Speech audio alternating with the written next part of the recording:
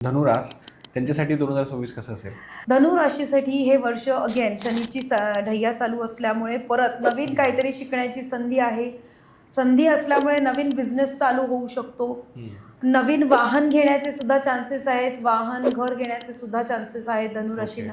धनुराशीला यावर्षी थोडंसं over thinking आणि डील करावे लागतील. थोडंसं डिप्रेसिव्ह, लोनलीनेस, आयसोलेशनमध्ये टाकलंय असं थोडंसं वाटू शकतं. एकटं वाटू शकतं.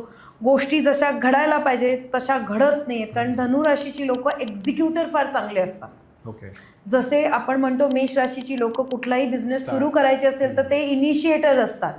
तसे एक्झिक्युशन करायचं असेल तर ते मात्र धनुराशीसारखं एक्झिक्युशन कोणीच करू शकत नाही.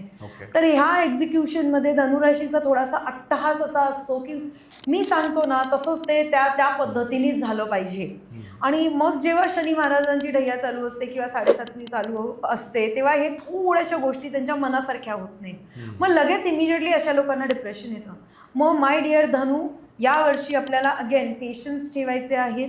ओके, डिलेज होणारच आहेत, त्याच्यामुळे ते मॅन्डेटरी आहे, ते डोक्यात घेऊन चालायचं आहे. पर्स्पेक्टिव्ह धनुराशीच्या लोकांनी यावर्षी सावध राहायचे. त्यांच्या मागे गॉसिप होऊ शकतं.